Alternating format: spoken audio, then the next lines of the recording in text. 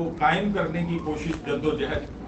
اب یہ تو ہو گیا وہ ٹارگٹ، لیکن اس کے لیے لائے عمل کیا ہوگا، طریقہ کار کیا ہوگا، کیا وہ کام کرنے پڑیں گے اس کام کو کی تجدید کے لیے، تجدید دین کے لیے آپ اپنا رول کیسے پلے کر سکتے ہیں. اگر آپ کے دل میں یہ تمنا اٹھتی ہے کہ ہم بھی کوئی اس کے اندر اپنا جو ہے وہ حصہ ڈالیں، جو کہ ان آیات کے تحت تو ہر امتی کا فرض بنتا ہے، لیکن جو جاگ گیا ہے اس کو جو جگانے کے لیے ہے، اس میں یہ بات جو ہے وہ شامل ہے کہ اگر آپ کے دل میں یہ بات آ جائے اور یہ بات سمجھ میں آ جائے تو اب کرنا کیا ہے. وہ ہے کہ جو ان آیات میں ہمارے سامنے نہایت جامعیت کے ساتھ جو ہے وہ آئے گا انشاءاللہ.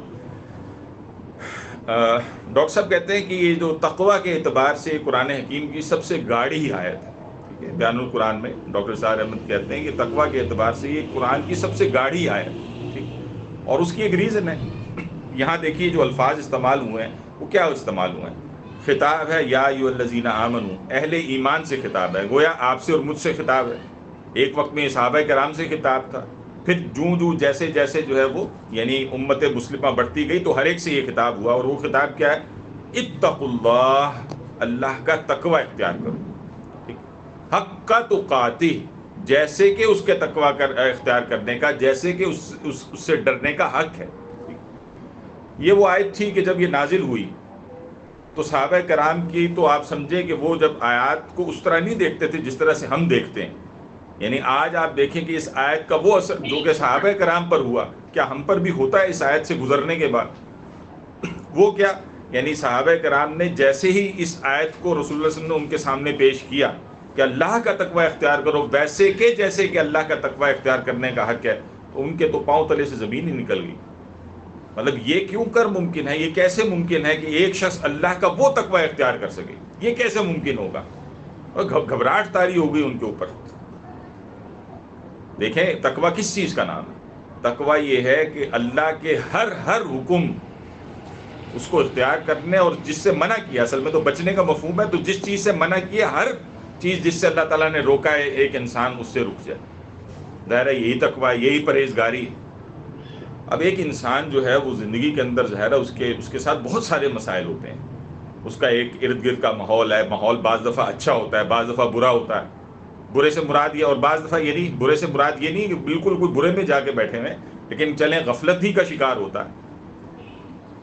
بعض اوقات انسان کی دل کی کیفیت کچھ ہوتی ہے، بعض دفعہ کچھ اور ہوتی ہے طبیعتوں کا، بعض دفعہ جو ہے وہ ایک انسان کا جو ہے وہ یعنی بہت سارے فیکٹرز ہوتے ہیں نا جو مل کے جو ہے وہ پھر اپنا ایک رول پلے کر رہے ہوتے ہیں. اب ان مختلف اپس اینڈ ڈاؤنز کے اندر ایک لیول کو اچیو کیے رکھنا، اور وہ لیول کون سا لیول؟ وہ لیول نہیں جس کو ہم لیول سمجھ رہے ہیں، بلکہ یہ وہ لیول کہ جیسے کہ اللہ کا حق ہے کہ اس کا تقوی اختیار کیا جائے. اس پر تو یہ تو ان کے رونگٹے کھڑے ہو گئے کہ یہ جو آیت ہے یہ تو ہم مطلب کیسے یعنی اس کے اوپر کیسے عمل درآمد کریں کیا؟ یہ تو اتنا بڑا تقاضا ہے جو اللہ تعالیٰ نے یہاں پر کر دیا. تو اس کا جواب پھر اللہ تبارک و تعالیٰ نے سورہ تغابن کی آیت نمبر 16 میں پھر دیا. یعنی ان کی اسی گھبراہٹ پر پھر وہ آیت نازل ہوئی جہاں پر اللہ تبارک و تعالیٰ نے پھر یہ بات واضح کی کہ فاتقوا اللہ ما استطعتم، یعنی وہ جو تمہاری امکانی حد ہے اس تک بھرپور کوشش کرو کہ اللہ کا تقوی اختیار کرو. ٹھیک ہے، ظاہر ہے اسی امکانی حد اس میں یہ بھی آ جاتا ہے کہ بعض اوقات جو ہے وہ نفسانی ہے، کوئی بھی ایک ایسی کمزور لمحہ یا معاملات ہوئے کہ جہاں پر جو ہے وہ ایک انسان جو ہے وہ بہ گیا، لیکن پھر وہ جو طرز عمل ہے کہ وہ اللہ کا تقوی اختیار کرے گا، توبہ کرے. اور اس میں تو اتنی عظیم مثالیں جو ہے وہ صحابہ کرام سے وارد ہوئی ہیں کہ ہم حیران ہو جاتے ہیں کہ ہم کبھی سوچ بھی نہیں سکتے. یعنی وہ مجھے یاد آ رہا ہے ام سلمہ رضی اللہ تعالیٰ عنہ کا جو ہے وہ جب بچے کی وفات ہوئی ہے، اور مطلب وہ جو ہے ان کے جو ہسبینڈ ہے وہ گئے ہوئے تھے، وہ تو شہر میں ہی نہیں تھے غالباً، اور جب وہ واپس لوٹے ہیں تو اس دن ان کی وفات ہو گئی تھی بچے کی. ٹھیک ہے، اب وہ جو ہے وہ یعنی گھر میں انٹر ہوئے ہیں، اور یہ باقاعدہ بھی حدیث ہے، یہ آپ باب الصبر میں پڑھ سکتے ہیں، اس کے اندر ریاض الصالحین میں نا، تو باقاعدہ اپنے شوہر کے لیے تیار بھی ہوئی ہیں، یہاں تک کہ معاملات کیے انہوں نے شوہر کے ساتھ، کھانے پینے کا ان کا بندوبست کیا، ان کے حقوق کو ادا کیا. اور پھر جب وہ بالکل سیٹل ہو گئے ہیں، اب یہ ایک ماں کا کردار ہے آپ دیکھیں کہ جو اللہ کا تقوی اختیار کر رہی اور صبر کے ساتھ جو ہے معاملات کو طے کر رہی.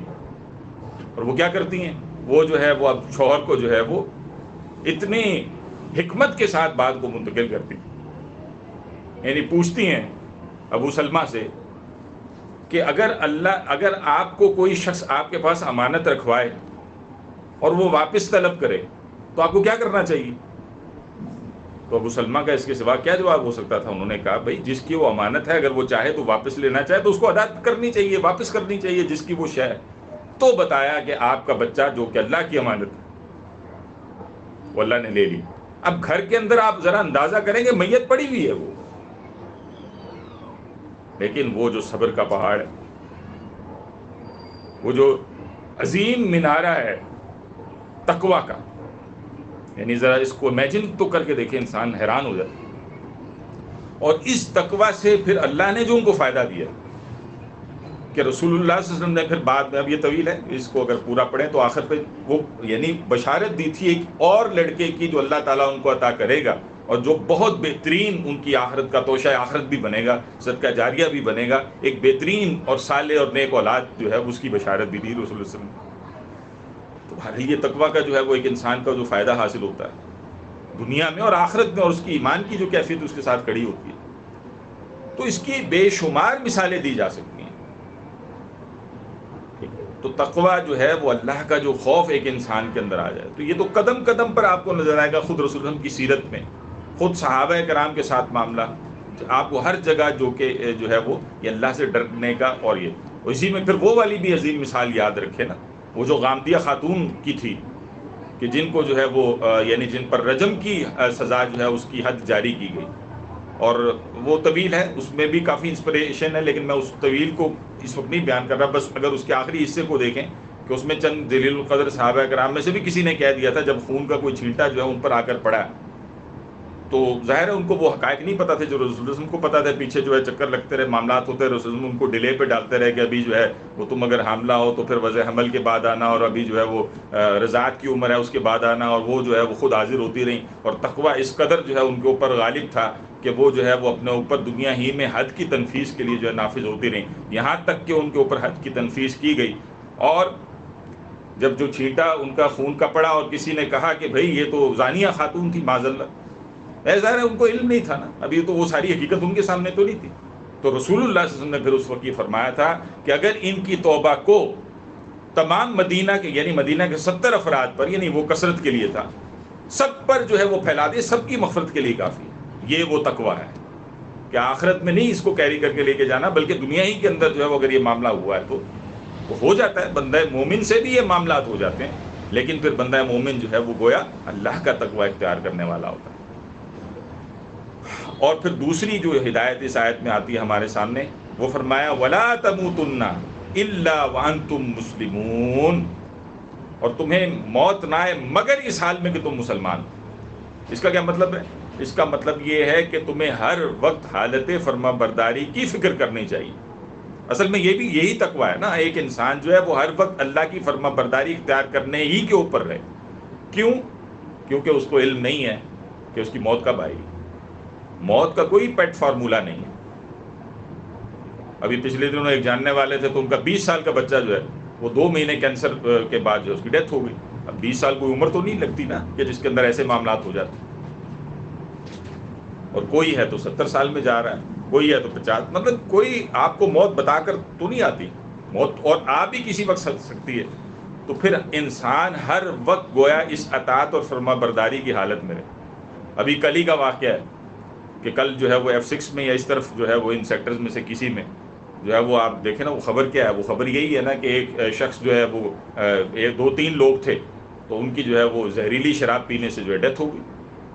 اب یہ کہاں ہے حالت فرما برداری؟ بہرحال اللہ تعالیٰ ان کی مغفرت فرمائے اور ان کے جو ہے گناہوں سے درگزر کرے، اور ان کی جو نیکیاں ہیں ان کو جو ہے وہ ان کا اجر دے۔ تو بہرحال ہم تو دعا ہی کر سکتے ہیں، لیکن یہ کہ دیکھیے جو ویسے جو موت ہوئی ہے یہ تو فرما برداری میں نہیں ہوئی، تو انسان کو گناہ کرتے ہوئے ہر وقت اس چیز کا احساس رہنا چاہیے کہ کیا وہ مسلمان ہے، فرما برداری کی حالت میں ہے، یا نافرمانی کی حالت میں جو ہے اس کی موت آ جائے، پھر کیا کرے گا، پھر اللہ کو کیا منہ دکھائے گا؟ یعنی اصولی طور پر تو پھر بڑا خطرناک مسئلہ ہے، یعنی اگر مر ہی ایسی کسی سچویشن میں گیا تو بڑا ہی مسئلہ ہے۔ دعا کرنا ہے کہ اللہ تعالیٰ تو کوئی لمحہ بندہ مومن کا نافرمانی میں نہ کٹے، ٹھیک ہے؟ یہ وہ جو آپ کہہ لیجئے کہ شخصیت سازی ہے جو کہ اس پہلی آیت کے اندر، یعنی امت مسلمہ کے لائے عمل کے طور پر جب ہم چیز کو لیں گے تو پہلا جو اس کا مخاطب ہوگا وہ کون ہوگا؟ وہ خود ایک فرد ہوگا، کیونکہ امت افراد کے مجموعے ہی کا نام ہے نا. افراد مل کر امت کوئی فزیکل شے تو نہیں ہے نا، افراد ہی کے اکٹھ کو جو ہے وہ آپ امت کہیں گے نا. بہرحال امت کہتے بھی اس کو ہے جو کہ ایک مشن کے لوگ ہوتے ہیں، ورنہ تو وہ ہجوم ہوتا. یہ جو آج کل عام طور پر آپ دیکھتے ہیں یہ ہجوم ہوتا، جن کی کوئی ڈائریکشن نہیں ہے، یہ ہجوم تو یہ امت نہیں ہوتی. امت جو ہے وہ با مقصد ہم مقصد لوگوں کو جو ہے وہ امت کہا جاتا ہے. ٹھیک ہے.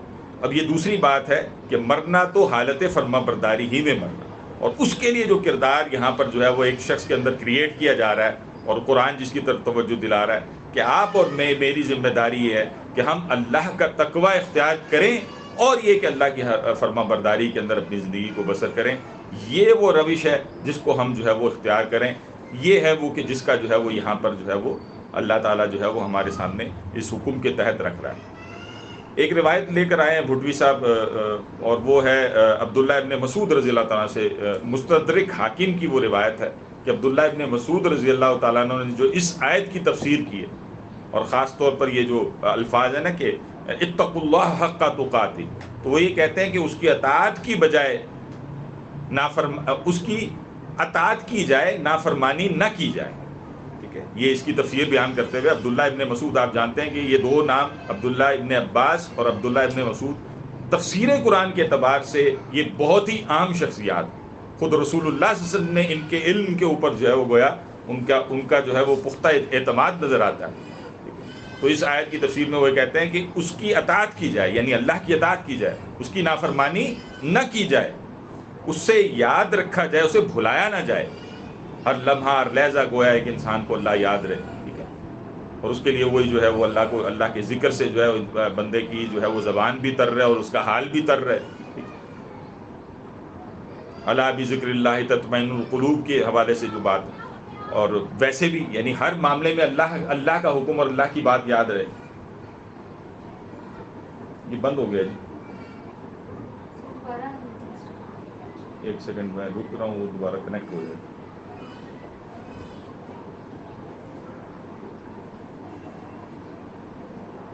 کنیکٹ ہو نہیں رہا. ویسے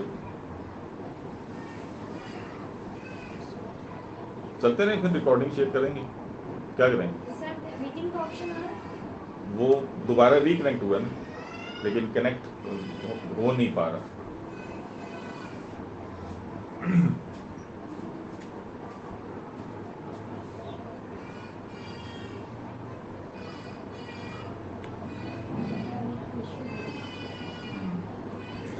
چلیے ہم چلتے رہتے ہیں، پھر ریکارڈنگ تو شیئر ہو جائے گی انشاءاللہ، بلکہ وہ ہو بھی گیا. ٹھیک ہے. اعوذ باللہ من الشیطان الرجیم. تو یہ ہے کہ جو اس آیت کے ضمن میں بنیادی طور پر ذہن میں رہے، آج ہمیں ایسا بننے کی ضرورت ہے. یہ آیت ہمیں جو ہے وہ اس طرف جو ہے وہ ابھارتی ہے، اور ہمیں گویا اللہ تعالیٰ کے اس حکم کو یاد رکھنا کا معاملہ ہے. آگے فرمایا اللہ تبارک و تعالیٰ نے اگلی آیت میں وَاعْتَصِمُوا بِحَبْلِ اللَّهِ جَمِيعًا وَلَا تَفَرَّقُوا. اعتصام کہتے ہیں مضبوطی سے پکڑ لینے، یعنی مضبوطی سے پکڑ لو. کس کو؟ بحبل اللہ، اللہ کی رسی کو. جمیعا، سب پکڑ لو.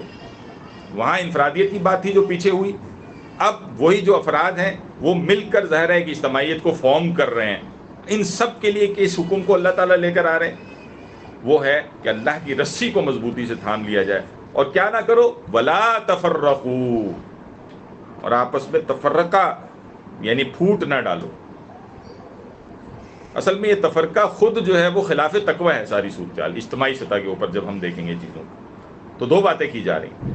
اچھا، ایک چیز جو بڑی امپورٹنٹ ہے جو یہیں سے سمجھ میں آ جاتی ہے، دیکھیں یہ اعتصام باللہ ہے کیا، یا پھر یہ اعتصام بحبل اللہ کے اعتبار سے جو یہاں پر بات آ رہی ہے، پہلے اس کو سمجھ لیجئے. ٹھیک ہے، کہ یہ اللہ سے چمٹنا کیسے ہے. پیچھے ہم پڑھ کر بھی آئے نا، پچھلی جو 101 نمبر آیت ہم نے پڑھی تھی، چند آیات، یہ 1-2 آیات پیچھے کل ہی ہم نے پڑھی تھی. وہاں تھا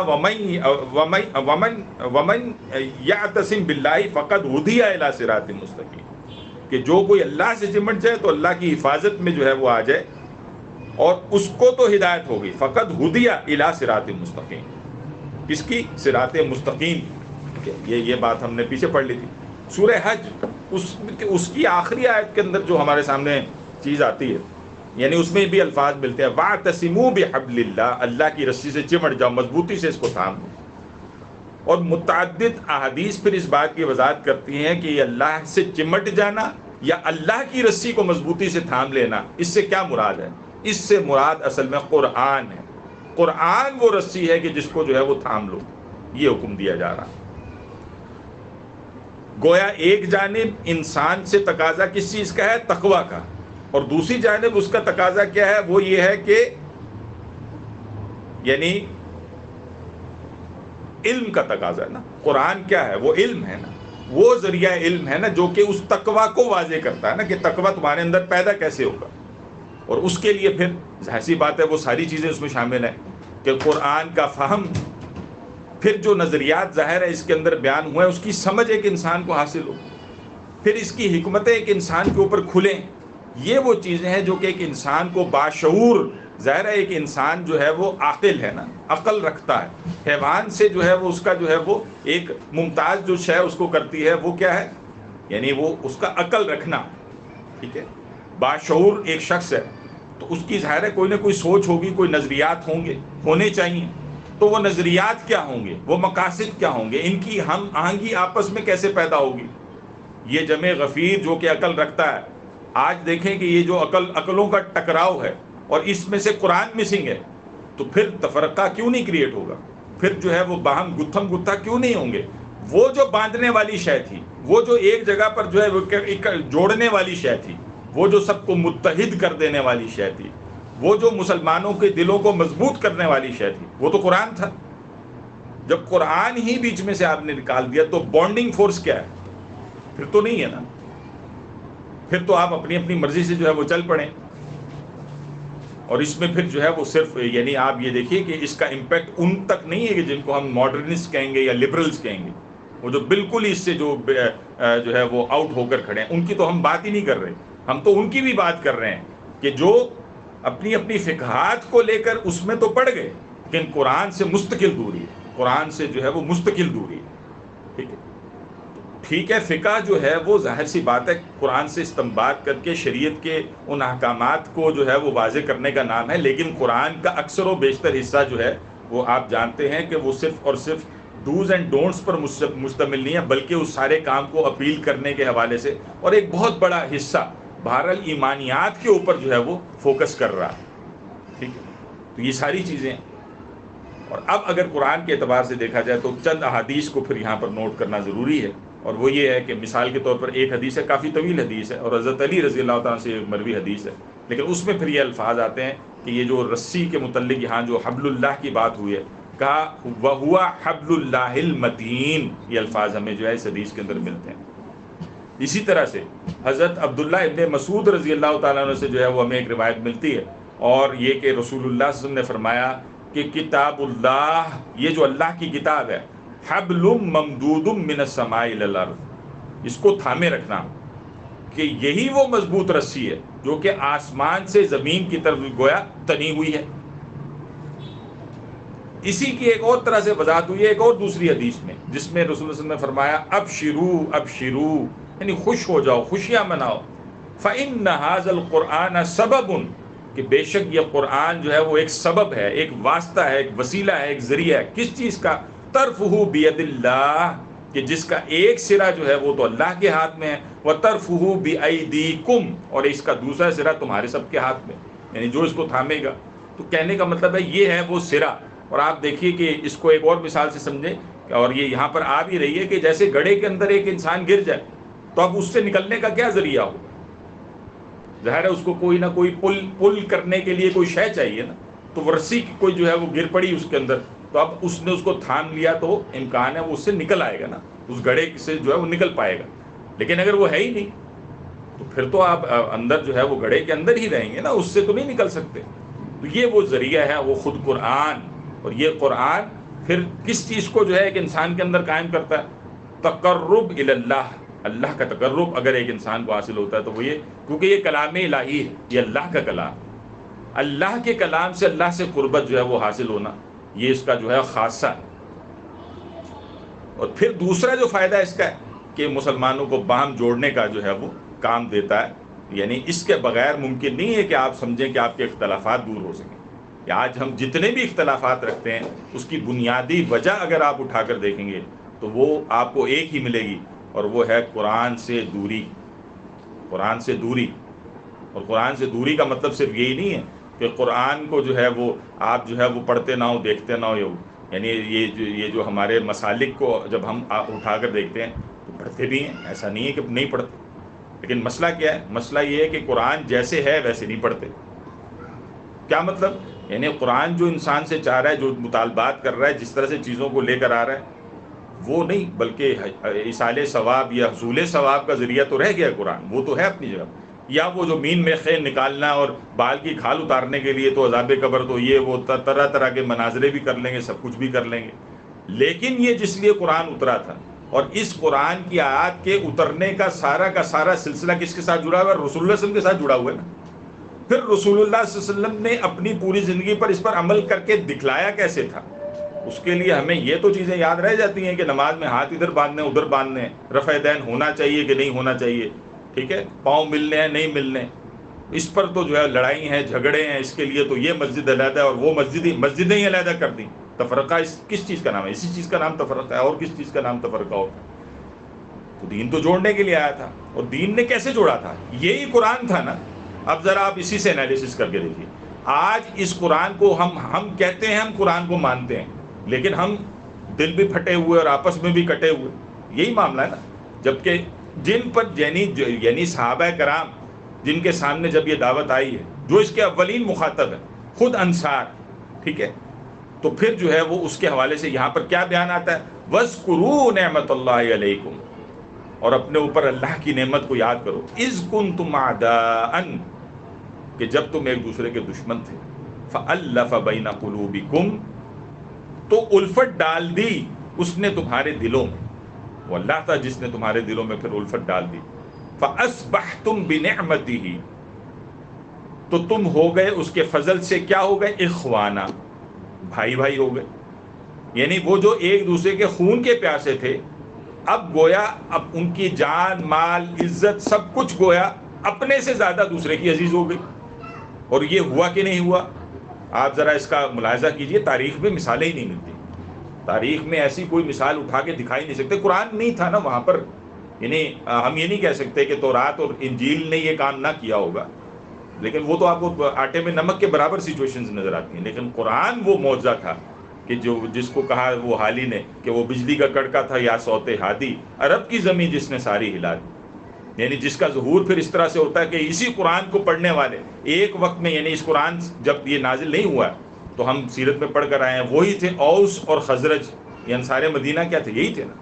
اور اوس اور خزرج کے درمیان میں وہ تو 100 سالہ وہ جو جنگ کا جو ہے معاملہ چل رہا تھا، ایک دوسرے کی قتل و غارت جو ہے وہ گویا ان کا مشغلہ تھا کہ جس کے اندر جو ہے وہ قوم کی قوم پڑی ہوئی تھی، ٹھیک ہے. اور کوئی بھی جو ہے وہ، یعنی عرب تو مشہور بھی اس حوالے سے ہوا تھا کہ یہاں تو جنگیں ہی چلتی ہیں بس ایک دوسرے کے ساتھ، بس حرمت کے مہینے کہیں بچتے ہیں تو بچتے ہیں، ورنہ تو ان کا معاملہ یہ رہتا ہے.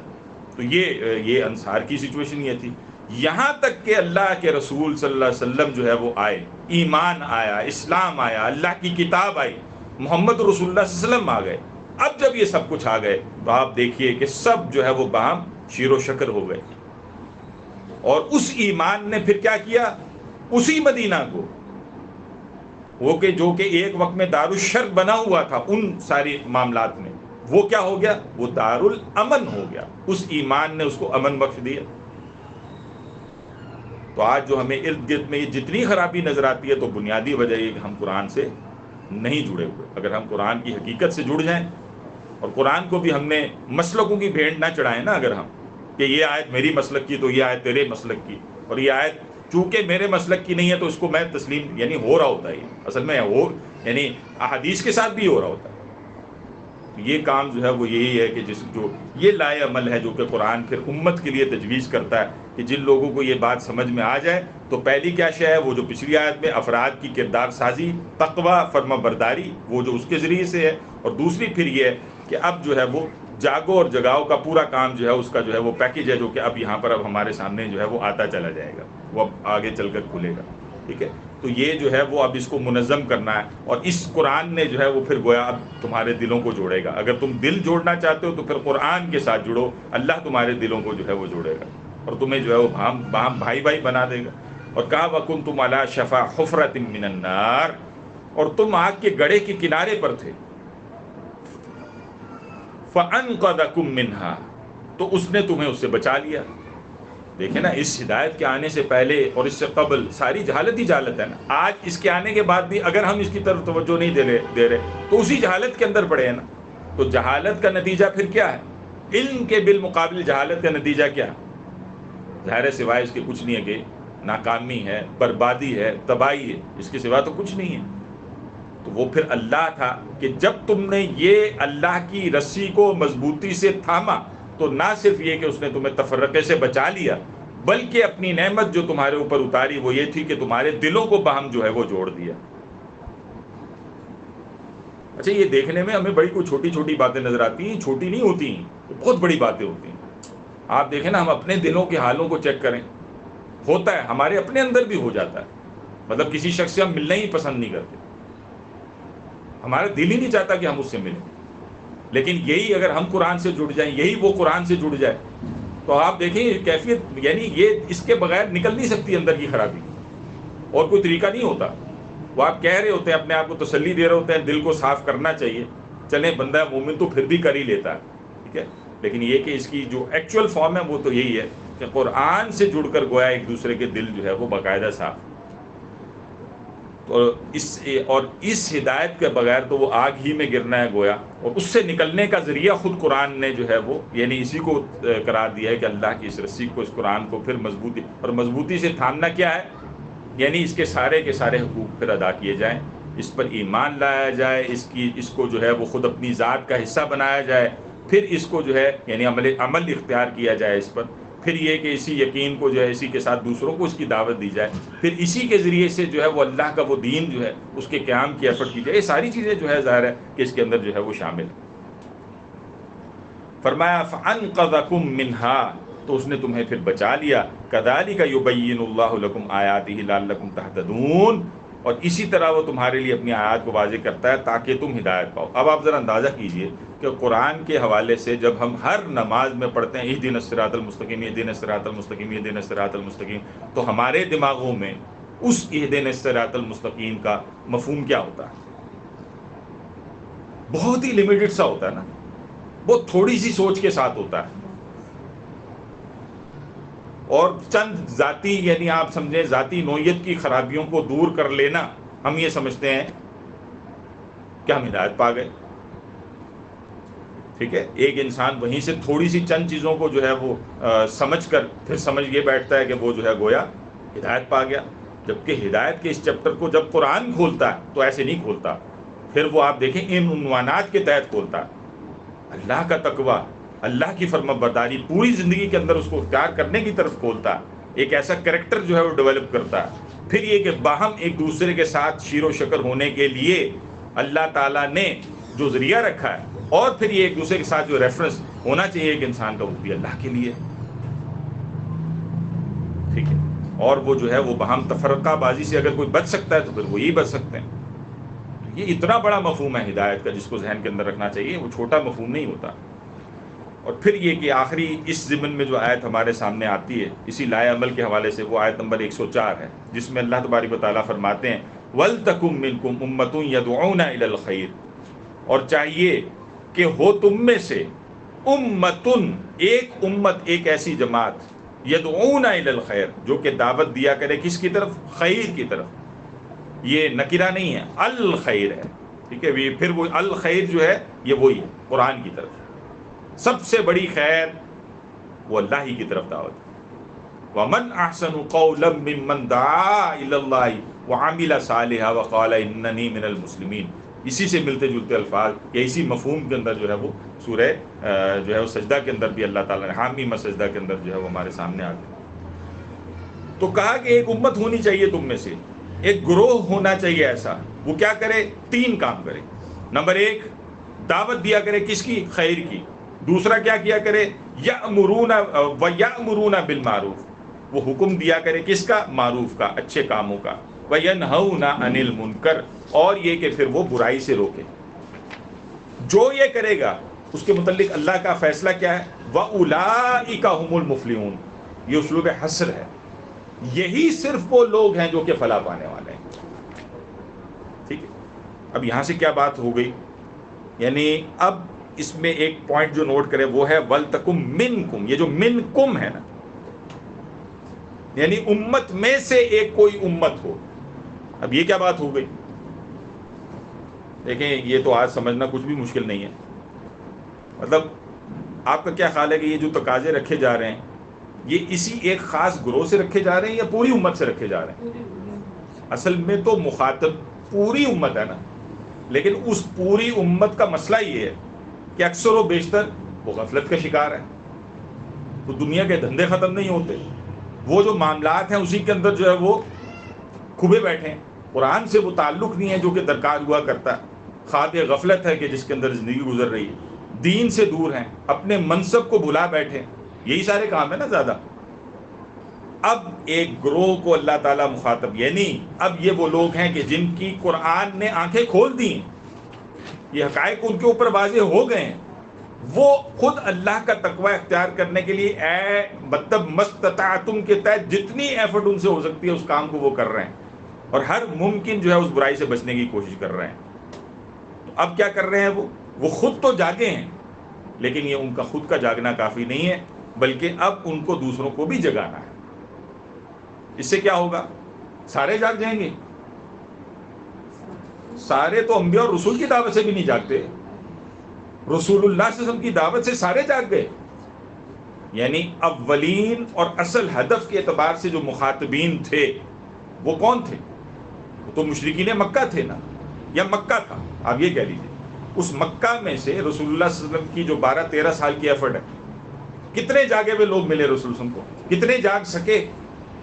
آٹے میں نمک کے برابر اتنی بڑی آبادی، اور اس کے اندر جو ہے وہ 100 150 پونے 200 بس اتنے ہی لوگ تھے نا، اور سارے تو نہیں جاگے. وہ ایسا ہوتا بھی نہیں. یہ اب اس سے نا ایک اور مسئلے کو بھی حل کریں، اور وہ مسئلہ یہ ہے کہ بعض دفعہ نا ہم جو ہے وہ چلتے ہیں. جی اب انٹرنیٹ کا کوئی ایشو ہے، یہ آپ کو آڈیو مل جائے گی جی انشاءاللہ. میں ادھر ادارے میں ہوں، لیکن یہ کہ ابھی مسئلہ یہ ہے کہ وہ کوئی انٹرنیٹ کا ایشو ہے. بہرحال ہم آگے چلتے ہیں تو یہ مل جائے گا. اچھا، اب وہ جو میں بات کر رہا تھا وہ میں یہ بات کر رہا تھا کہ ہاں اس سے اس مسئلے کو بھی حل کریں. یہ بسا اوقات سوال آتا ہے، آپ ظاہر ہے آج کسی بھی ظاہر ہے کسی گروہ کو اختیار کرنے کی بات ہوگی. وہ گروہ کون؟ مطلب کوئی کچھ تو ہوگا نا، کوئی تو ہوگا. جیسے اگر ہم اس ادارے کو اٹھا کر دیکھیں تو یہ ادارہ بھی تو ایک گروہ ہی ہے نا. اگر یہ اسی مشن کے تحت آگے چلیں یا ایسے معاملات ہوں یا جتنی بھی ایسی تحریکیں ہیں، چاہے وہ جماعت اسلامی ہے، تنظیم اسلامی ہے، یا شبان المسلمین ہے، کوئی بھی، ٹھیک ہے. اب مسئلہ کیا ہے؟ بعض دفعہ جو ہے وہ جو تحریک میں لوگ چل پڑتے ہیں، معاملات چلتے ہیں، ان کے ذہن میں خیال آتا ہے، اور باہر کے لوگوں میں بھی خیال آتا ہے. اور وہ خیال کیا آتا ہے؟ ان سب کو اکٹھے ہو جانا چاہیے. آتا ہے کہ نہیں آتا؟ ان سب کو ایک ہو جانا چاہیے. تو یہ نہیں ہوتا ایسے. یہ آیت ہمیں جو ہے اس بات کی بھی وضاحت کر رہی ہے. دیکھیں جب تک آپ اللہ کی رسی کو مضبوطی سے سب مل کر ویسے نہیں تھامیں گے جیسے کہ اللہ تعالیٰ چاہ رہا ہے، آپ کیسے اکٹھے ہوں گے؟ پرابلم تو یہ بھی ہے نا، پرابلم تو یہ بھی ہے. اس اعتبار سے تو جاگے ہیں تو جگائیں. جو سمجھ آپ کو آئی ہے اب اس پہ دوسروں کو جگائیں. اور صرف جگانے کا مطلب یہ نہیں ہے کہ اٹھو، بلکہ اٹھ کر اب وہ فرض منصبی جو اللہ نے تمہارے کاندھوں پر رکھا ہے اس کو اختیار کرو، تقوی اختیار کرو. پہلا مطالبہ یہ ہے. اور دوسرا مطالبہ تمہیں سے ہے. اور وہ کیا مطالبہ ہے؟ یعنی یہ وہ جاگے وہ لوگ اب کیا کریں؟ وہ خیر کی طرف دعوت دیں. خود قرآن نے ان کو زندگی بخشی تھی، اسی قرآن سے دوسروں کو زندگی بخشنے کا کام سر انجام دیں. جمعیت میسر کریں، طاقت بنیں. اور پھر دوسری جو چیز یہاں پر 3 کام گئے نا، دوسری چیز کیا ہے؟ نیکی کا حکم دینا، یأمرون بالمعروف. اور تیسری کیا ہے؟ ینہون عن المنکر، برائی سے روکنا. ہمارے ہاں اکثر و بیشتر آپ دیکھیں کہ دینی مزاج کے رکھنے والے لوگ بھی تبلیغ کی حیثیت میں، دعوت کی حیثیت میں اس تیسرے کام سے بہت گھبراتے ہیں. ٹھیک ہے، دعوت للخیر ہو سکتی ہے، قرآن کی طرف آپ لوگوں کو بلا لیں، یہ بلانے ہی کی بات ہے نا، اب بلانے میں مزید چیزیں بھی ہو سکتی ہیں، اور نیکی کا حکم دینا، بھائی نماز پڑھ لیا کریں، یہ آسان ہے بات کرنا، لیکن ایک شخص نماز نہیں پڑھ رہا تو اب آپ اس کو نہیں عن المنکر کے تحت یہ کہہ رہے ہیں بھئی یہ جو تم چھوڑ رہے ہو نا مستقل، اس کا بڑا نقصان ہے۔ اچھا یہ تو چلے نمازی کی بات ہے نا، آج کی جو رسومات ہیں آپ ذرا اس سے کٹ آف ہونے کی کوشش کریں نا۔ ایک اعتبار سے چلیں، ایک معاملے میں تو آج جو ہے وہ آسانی ہوئی ہے کسی درجے میں، یعنی ایک وقت میں تو یہ پردہ خود ہی ایک بڑا مشکل مسئلہ تھا خواتین کے لیے، لیکن اب وقت کے ساتھ ساتھ جو چلیں ایک تھوڑی سی، لیکن پھر بھی اس کے باوجود آپ دیکھیں کہ اس کی وجہ سے بڑی تنگی آ جاتی ہے نا، لیکن آپ اس کے ذریعے سے دوسرے کو میسج دے رہے ہیں کہ بھائی یہ بے پردگی اچھی چیز نہیں ہے، گویا جہاں جہاں جہاں جو خرابی ہے آپ اس کو بھی پوائنٹ آؤٹ کر رہے ہیں، یہ ہے ینہون عن المنکر۔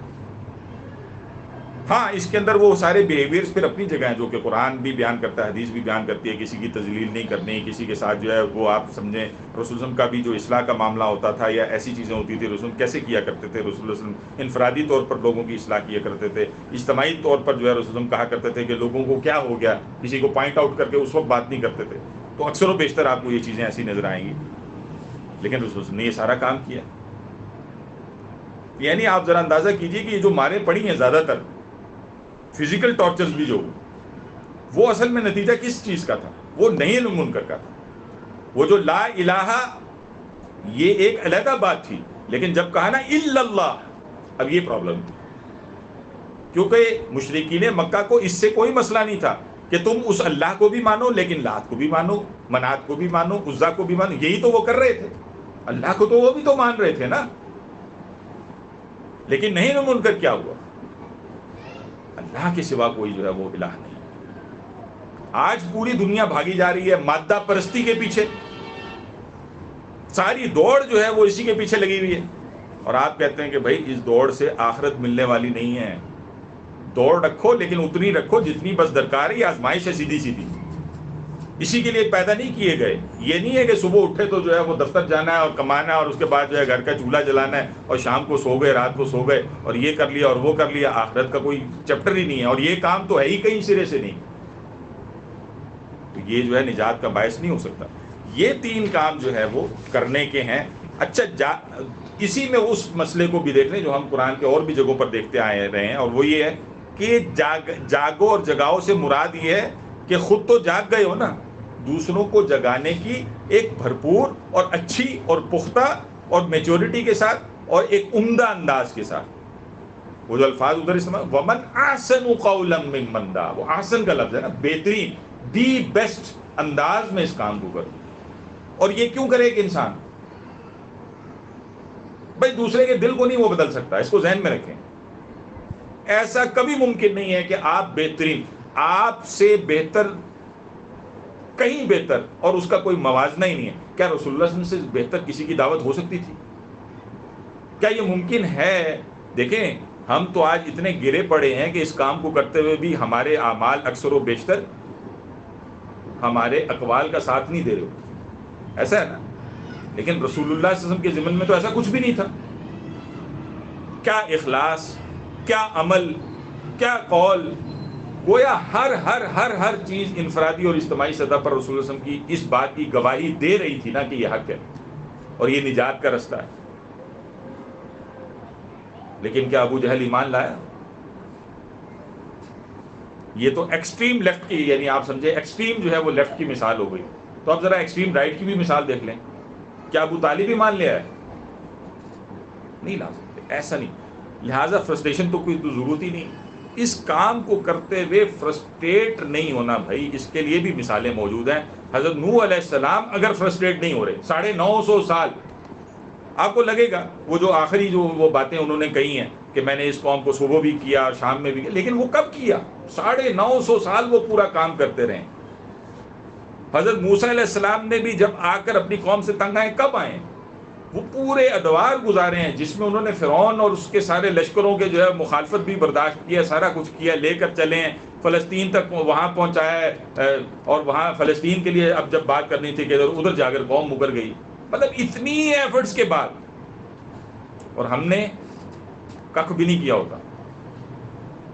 جو لوگ ہمارے ساتھ نہیں ہوتے ان کے ساتھ بھی ہم نے کچھ نہیں کیا ہوتا، اور جو آ جاتے ہیں ہم سمجھتے ہیں کہ ہم نے ان کے ساتھ شاید بہت کچھ کیا ہوتا. ایسا نہیں ہوتا بھائی. ہدایت جو ہے وہ اللہ کے ہاتھ میں، اس کام کو کرنا ہمارے ذمہ ہے، اور یہ ہم میں سے ہر ایک کے اوپر فرض ہے. جیسے فریضہ اقامت دین اگر ہم کہتے ہیں کہ وہ ہر ایک کے اوپر فرض ہے اور فرض عین ہے، اس کے بغیر نجات ممکن نہیں ہے، ویسے ہی اس بات کو شاید ہم بھول جاتے ہیں کہ دعوت دین ہر بندے کا کرنے کا کام ہے. اس میں شیطان ایک اور اڑنگا لگاتا ہے، اور وہ اڑنگا کس طرح سے لگاتا ہے؟ بھئی میں کیسے داعی اللہ بنوں، اس کے لیے تو ان خصوصیات کی ضرورت ہے. یاد رکھیے مدرس میں اور داعی اللہ میں زمین آسمان کا فرق ہوتا ہے. زمین آسمان سے مراد میں کیا لینا چاہوں گا، وہ آج کے مفہوم میں لے رہا ہوں. ویسے تو نہیں ہوتا، ویسے تو نہیں ہونا چاہیے، ہونا نہیں چاہیے، لیکن یہ کہ ہے مطلب ادھر سے بیٹھ کے پڑھا دینا یہ تو دوسری بات ہے نا. لیکن داعی اللہ وہ ہوتا ہے جو کہ یعنی دیکھیں اگر آپ کو شیطان یہ کہتا ہے نا کہ نہیں یہ کچھ لوگوں کی کیپیبلٹی ہے، ایسا نہیں ہے. اگر دیکھیں نماز اگر ہر شخص کی کیپیبلٹی نہیں تھی تو اللہ تعالیٰ نے سب کے لیے حکم کیوں دیا؟ ایسے ہی دعوت اگر ہر ایک کی کیپیبلٹی نہیں ہے تو اللہ تعالیٰ نے سب کو کیوں حکم دیا؟ پھر چند کو دیا کرتا نا اللہ تعالیٰ، کیوں دیا سب کو؟ یہ بوجھ بھی ہر کوئی اٹھا سکتا ہے. لیکن یہ بوجھ کیسے اٹھا؟ آپ کے خیال میں کیا دعوت جو دیا کرتے تھے عبداللہ ابن مسعود رضی اللہ تعالیٰ اور وہ جو پھر دوسری طرف حضرت عمر رضی اللہ تعالیٰ دیا کرتے یہ برابر ہیں؟ یا وہ جو دعوت اب ایک اور طرف لے جائیں، کیا وہ جو بلال رضی اللہ تعالیٰ دیتے تھے، کیا وہ جو حسان بن ثابت دیتے، یہ سارا کچھ ایک جیسا ہے؟ نہیں، وہ مدرس نہیں تھے، وہ داعی اللہ تھے.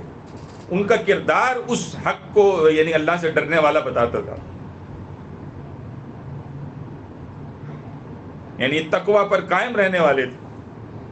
کہ عمر جیسے ایک خلیفہ کو ایک وقت میں ایک عام انسان کھڑے ہو کر یہ کہتا ہے کہ عمر یہ جو تم نے جو ہے وہ پہنا ہوئی اپنی پوشاک ہے تمہارے پاس، یہ تو ایک کپڑے سے نہیں بنتی تھی. یہ جو مال غنیمت تھا یا جو جس سے جو حاصل ہوئی تھی وہ تو کپڑا تھا ہی نہیں کہ اس سے تم نے اپنا جو ہے یہ لباس سلوا لیا. اور وہاں ان کو ایکسپلین کرنا پڑا کہ یہ ابن عمر نے مجھے جو ہے وہ اپنا حصہ دیا ہے تو میں نے اس کو جو ہے تن کیا. عمر نے یہ نہیں کہا تم ہوتے کون ہو بھائی، تمہاری اوقات کیا ہے. یہ وہ کردار تھا جو کہ تقوی کے تحت ان لوگوں کے اندر پایا جاتا ہے. یہی وہ عمر ہیں جو اپنے خلافت کے دور میں گلیوں میں پھرتے ہوئے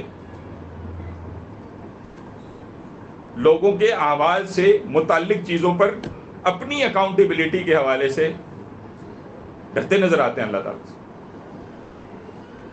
ایک عورت کے گھر پہ اگر وہ یہ دیکھ رہے ہیں کہ چھوٹے سے بچے ان کو جو ہے وہ بس بہلایا ہی جا رہا ہے کہ جو ہے اس میں چند کنکریاں ڈالی ہوئی ہیں اور یہ ایک مظاہرہ کیا جا رہا ہے کہ بھئی کچھ پک رہا ہے تو کچھ نہیں. اور عمر رضی اللہ تعالیٰ کو جب پتہ چلتا ہے تو غلہ اپنی پیٹھ پر لاد کر پہنچتے ہیں. کہا ہے نا صحابہ کرام نے امیر المومنین ہمیں دیں، ہم یہ بوجھ اٹھاتے ہیں. اور عمر کا جواب کیا ہے؟ آخرت میں بھی اٹھاؤ گے. اور یہی وہ عمر ہیں رضی اللہ تعالیٰ جو یہ کہتے نظر آتے ہیں کہ اگر جو ہے دجلہ یا فرات کے کنارے اگر ایک کتا بھی مر جاتا ہے تو عمر پوچھا جائے گا. یہ ہے وہ تقویٰ. تقویٰ کو ہم نے شاید یہی سمجھ رکھا ہے اللہ اللہ بس تسبیحات لمبی لمبی پکڑی رکھو، ہر وقت جو ہے نا وہ اللہ اللہ کی گردان پڑھتے رہو اور کرو پھر سارا کچھ زندگی کے اندر وہ جو کہ اللہ اور اس کے رسول کی مخالفت میں زندگی کے عام معاملات کے اندر کھڑا نظر آتا ہے. پھر یہ کیسا تقویٰ ہے؟ یہ سب کے کرنے کا کام ہے اور سب اپنی اپنی صلاحیت. یہ جیسے تقویٰ کے متعلق ہے نا کہ حق تقاتی کے حوالے سے وہ جو سورۃ تغابن میں جو کہا نا کہ مستطاعتم کا جو وہاں پر الفاظ ہیں، یہاں پر دعوت کے اعتبار سے بھی ذہن میں رکھیں کہ مستطاعتم ہی جو ہے وہ اختیار ہوتی ہے چیز. بھئی اللہ تعالیٰ آپ سے وہی پوچھے گا جو آپ کی صلاحیت تھی. آپ کو اچھے موٹے الفاظ نہیں آتے اردو کے، نہ آتے ہو کیا فرق پڑتا ہے اس سے؟ آپ کو جو آتی ہے بھئی آپ کو پنجابی زبان آتی ہے کوئی ایشو نہیں ہے. اتنا تو قرآن تو خیر آنا چاہیے اس کا جو ہے معاملہ. اب اس کا مفہوم آپ کیسے, اور اس کو اتنا آسان کیا دین نے, اتنا آسان کیا کہ جس کے حوالے سے کہا رسول اللہ صلی اللہ علیہ وسلم نے اپنے آخری خطبے کے اندر جو جہاں گولڈن ورڈز بہت سارے ہیں اس میں سے یہ بھی تھا نا, بلغوا انی ولو آیتن, ایک آیت بھی اگر تم تک پہنچی تو. اب یہ دیکھیں یعنی یہ کام تو ایسا ہے, آپ کو کس نے کہا ہے کہ اس کے لیے کوئی جو ہے وہ آپ کو جو ہے وہ کوئی توپ بننا پڑتا ہے. یہ ہم پہلے بھی اس کی وضاحت کو دیکھ چکے ہیں کہ قرآن کی یہ والی ہدایت جس کی آپ نے دعوت کسی کو علامہ بننے کی نہیں دینی بھائی. وہ جس کے اندر صلاحیت ہے اللہ تعالیٰ اس کو, یعنی ٹھیک ہے وہ اصحاب صفہ میں سے کوئی بننا چاہتا ہے پھر اس کے اپنے تقاضے, لیکن اکثر و بیشتر تو ایسا نہیں ہے. آپ نے اس کی ہدایت کی جس سرفیس پہ دعوت دینی ہے وہ تو قرآن کے آپ سمجھے بالکل آن سرفیس جو ہے وہ موجود ہے, یعنی اس کے لیے تو غوطہ زنی کی ضرورت ہی نہیں ہے. وہاں تو اکثر و بیشتر خود ترجمہ قرآن ہی کافی ہو جاتا ہے. کچھ آئیے کہ اب آپ اس کی مزید تفاسیر کے اندر جو ہے جا کر چیزوں کو دیکھتے ہیں.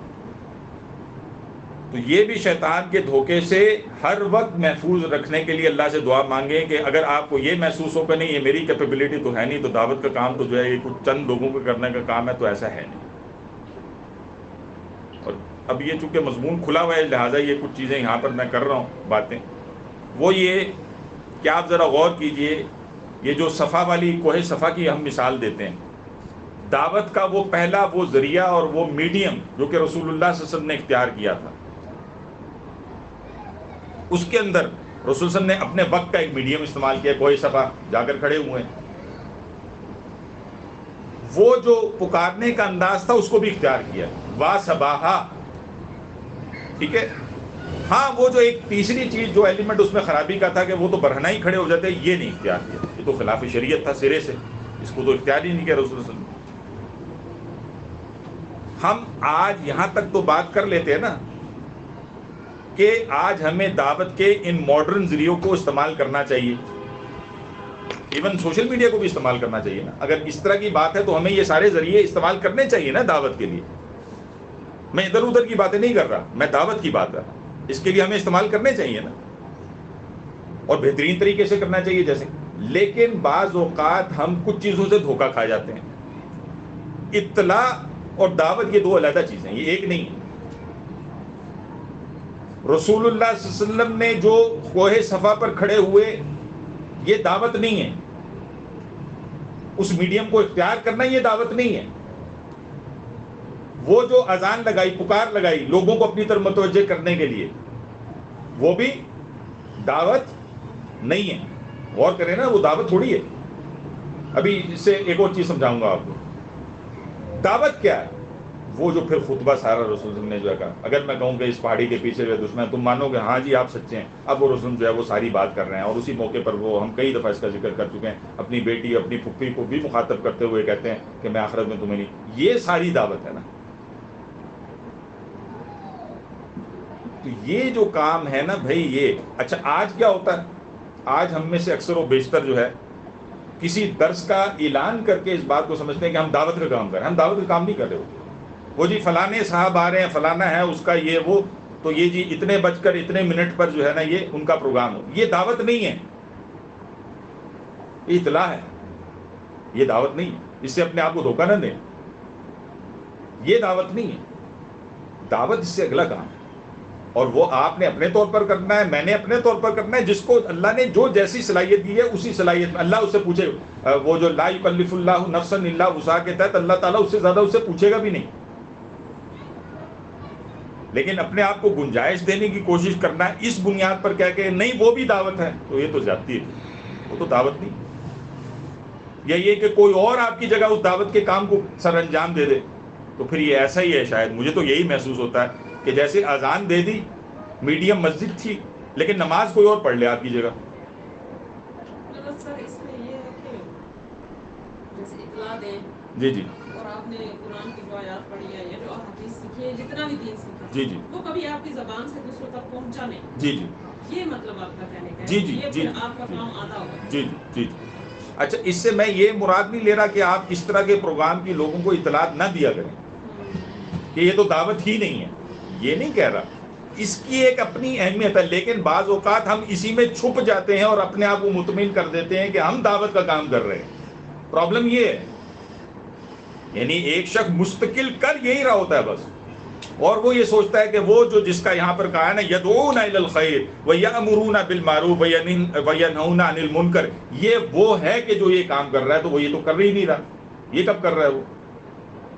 سر وہ کیا حدیث ہے جس میں ہے کہ جس نے خیر کی طرف بلایا تو اس کو اس کے اس کا اتنا ہی ثواب ہے جو خیر کا کام کرنے جی والا جی ہے، جی جی وہ جی اس کے ساتھ آتی ہے یہاں پہ کر سکتے ہیں؟ جی ہم دیکھیں، یہ ظاہر ہے قرآن اور حدیث کا جو بھی علم ہے یہی ہے نا، آپ کے سامنے آتا ہے۔ اب مثال کے طور پر آج ہم نے ایک چیز سیکھی ہے، میں مثال دے رہا ہوں، چلیں اب دعوت کا کام کیا ہے؟ دعوت کا کام یہ ہے کہ آپ نے یہ چیز سیکھی، آپ گھر جا کر اپنے بچوں کو ایک بات بتا رہے ہیں، اپنے شوہر کے ساتھ اس کو شیئر کر رہے ہیں، شوہر بیوی کے ساتھ شیئر کر رہا ہے، وہ دوستوں یاروں میں جہاں کہیں بیٹھ رہا ہے اس کے اندر یہ بات ہو رہی، یہ ہے دعوت۔ پورا ایک سیٹ اپ بنانا اور اس جی میں جی بیٹھ کے وہ کوئی جی سیٹنگ کرنا اور پھر اس کے بعد منہ سے کوئی بات نکالنا ضروری نہیں ہے۔ اور داعی اللہ اور دعوت اصل میں یہ فارمل ایکٹیویٹی نہیں ہے، اس کو ذہن میں رکھیں، یہ انفارمل ایکٹیویٹی۔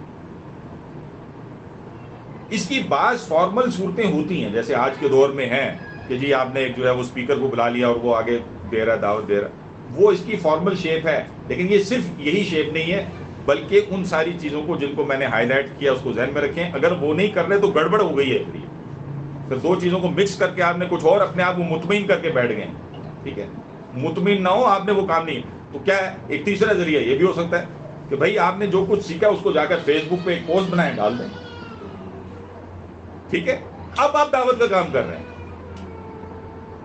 ورنہ دوسری صورت میں تو اکثر و بیشتر یہ بھی ہوتا ہے کہ کوئی اچھا سا مدرس آپ کو یہاں سے کچھ بتا کے جاتا ہے، بعد میں سارے لوگ کہتے ہیں ہاں جی بڑا زبردست آیا، تو بڑا مزہ آیا، بہت اچھا، وہ بیان بہت اچھا کرتے ہیں، لیکن پوچھ ہی لیں کہ کرتے کیا ہیں بیان، کچھ نہیں پتا۔ وجہ کیا ہے کہ اپنے اندر وہ داعیانہ صفات ہم پیدا کرنے کی ضروری کوشش کرتے ہیں۔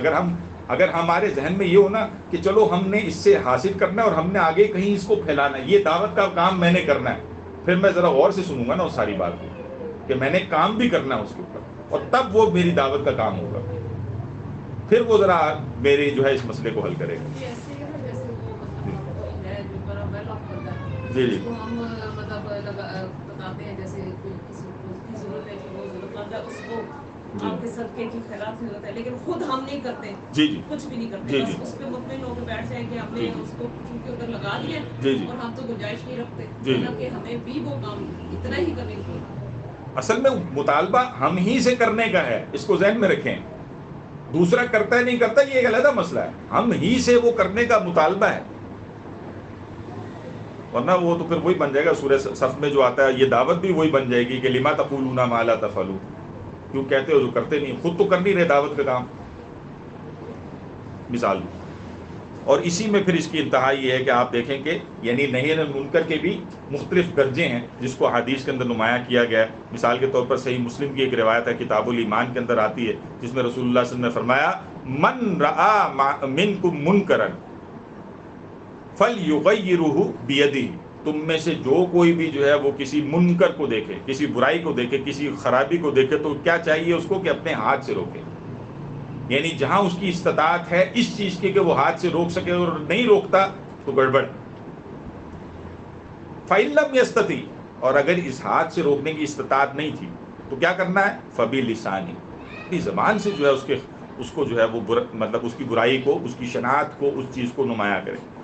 فَإِن لَمْ يَسْتَطِعْ، اور اگر زبان سے بھی کہنے کی استطاعت موجود نہ ہو تو کیا ہو؟ فَبِقَلْبِهِ، تو دل میں تو برا جانے نا اس کو، وَذَلِكَ أَضْعَفُ الْإِيمَانِ، لیکن یہ یاد رکھے کہ یہ ایمان کا کمزور ترین درجہ، اور ظاہر سی بات ہے کہ جو چیز کمزور ہوتی ہے اگر آپ اس کو طاقت نہیں بخشیں گے تو کمزور چیز زوال کی طرف چلی جائے گی، یعنی ایمان۔ بلکہ ایک اور حدیث کے اندر تو پھر جو ہے وہ اس کی وضاحت کی گئی ہے کہ وہ تو پھر ایمان رائی کے دانے کے برابر بھی نہیں ہے اگر ایک شخص جو ہے دل میں بھی برا نہیں جانتا، ٹھیک ہے، تو یہ وہ کرنے کا کام ہے جو پھر اب ہم میں سے ہر ایک سے تقاضا ہے۔ اس کے لیے یہ نہ کہیے کہ فلاں مدرس ہے اور فلاں ایکسپرٹ ہے، تو یہ کوئی ایکسپرٹ نہیں، ہر کوئی بندے کے کرنے کا کام ہے یہ، یعنی دل میں بھی اس کی نفرت ہونی چاہیے، زبان سے بھی اس کا اظہار، لیکن یہ ساری چیزوں کو ذہن میں رکھیں کہ اس کے لیے دعوت کا طریقہ کار وہ بڑا اچھا، یعنی رسول اللہ صلی اللہ علیہ وسلم لوگوں کو اوپر لٹ مار کر نہیں دین کو پھینکتے تھے کہ وہ حق ہی سے متنفر ہو جائیں، ہمارے یہاں بعض اوقات یہ بھی ہوتا ہے، او بھائی میں حق بات کہہ رہا ہوں، یہ نہیں، ایسے تھوڑی ہوتا. تو آپ جو ہے وہ یعنی ان ساری چیزوں کا اپنی جگہ پر خیال رکھنا ضروری ہے.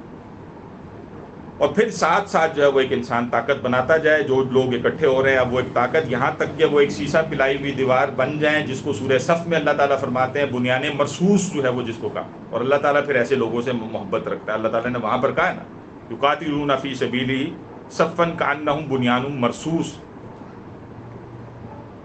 اللہ ایسے لوگوں سے محبت کرتا ہے. گویا اب ایک وقت میں یہ جمعیت ایسی ہو جو کہ اب اجتماعی سطح پر بھی جس نے سسٹم کو بلاک کر دیا ہے. خاص طور پر جب ہم اگر پاکستان کے اندر بات کریں تو ہمارا مقصد کسی سے کوئی دشمنی نہیں ہے. یہ والی دشمنی کہ ہم اس کی جان لینے کے در پہ، ایسا کچھ بھی نہیں. نہ ہمارے دلوں میں کوئی نفرت کے وہ والے اظہارات ہیں، بلکہ حقیقت بات یہ ہے کہ ہم اس آخرت ہی کے پیش نظر یہ توجہ دلانے کے لیے یا یہ بات کرنے کے لیے اور اس درجے میں ایک وقت میں اس سسٹم کو بلاک کر کیا جا سکے کہ بھائی یہاں تو یا تو ہماری لاش گرے گی یا آپ ہی بے شک اللہ کے دین کو قائم کریں. ہم نہیں کہتے ہمیں ہی حکومت ہے، آپ ان جگہوں کو سیدھا کر لیں.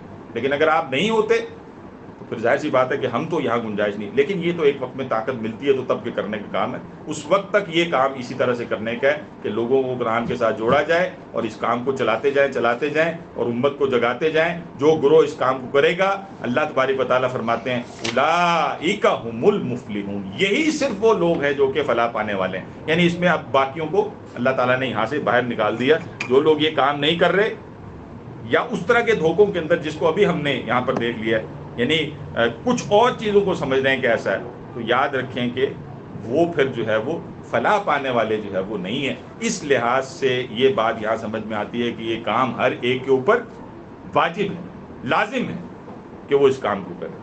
اور آپ اور میری پھر ہماری ذمہ داری بنتی ہے کہ اس کام کو جو ہے وہ ہم سمجھیں اور اس کو کرنے کی جو ہے وہ اللہ تعالیٰ سے توفیق مانگیں اور اس کو ہر لحاظ سے ہم اس کے اندر اپنا دی بیسٹ پٹ کرنے کی کوشش کریں.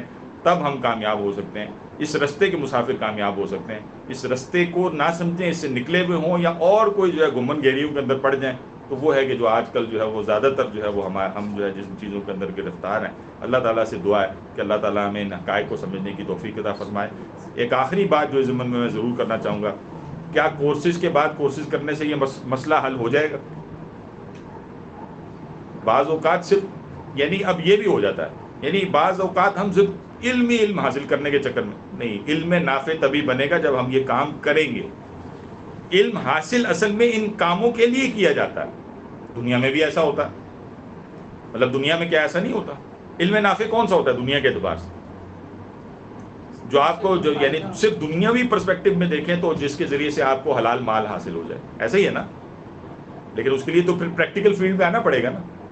اب اگر ایک انسان وہاں پر پی ایچ ڈیز کے بعد پی ایچ ڈیز کرتا رہے اور ماسٹرز کے بعد ماسٹرز کرتا رہے اور اسی کو اسی کا چسکا پڑ جائے تو پھر آپ کیا کہیں گے کہ کیا ہوتی ہے چیز؟ ایسا نہیں ہے، بلکہ اب پریکٹیکل گراؤنڈز کے اوپر جو ہے وہ آ کر ایک انسان، اور علم تو کبھی انسان کا ختم ہوتا نہیں، یعنی یہ سفر کبھی نہیں ختم ہوتا، یہ تو جاری رہے گا اپنے طور پر. لیکن یہ کہ اس طرف بھی جو ہے وہ ایک انسان کی پوری نگاہ ہو. اللہ تعالیٰ سے دعا ہے کہ اللہ تعالیٰ ہمیں ان حقائق کو سمجھنے کی توفیق عطا فرمائے، ان پر عمل کرنے کی توفیق عطا فرمائے. ہمارے دلوں کو جو ہے وہ ایمان سے منور فرما دے، ہمارے دلوں کو تقویٰ سے منور فرما دے، اور ہمیں جو ہے وہ اپنے فرما برداروں میں سے کر دے، اور ہمیں ہماری توبہ قبول فرمائے اللہ کہ جو ہم سے گناہ ہو گئے اس پر، اور ہمیں جو ہے قرآن کے ساتھ اس رسی کے ساتھ مضبوطی سے قائم رہنے کی توفیق عطا فرما، اور باہم تفرقہ بازی سے ہماری حفاظت فرما. اور یہ کہ اللہ تعالیٰ سے ہم یہ دعا مانگتے ہیں کہ اللہ تعالیٰ ہمیں اس امت کا وہ فرد بننے کی توفیق عطا فرمائے جو کہ دعوت الی الخیر یامرون بالمعروف، امر بالمعروف اور نہی عن المنکر کے اس کام کو سر انجام دینے کے لیے گویا اس میں بڑھتے چلے جاتے ہیں. اللہ تعالیٰ اس کی توفیق عطا فرمائے. اقول قولی ھذا واستغفر اللہ لی ولکم ولسائر المسلمین والمسلمات. جی کوئی سوال ہے تو کر لیجیے.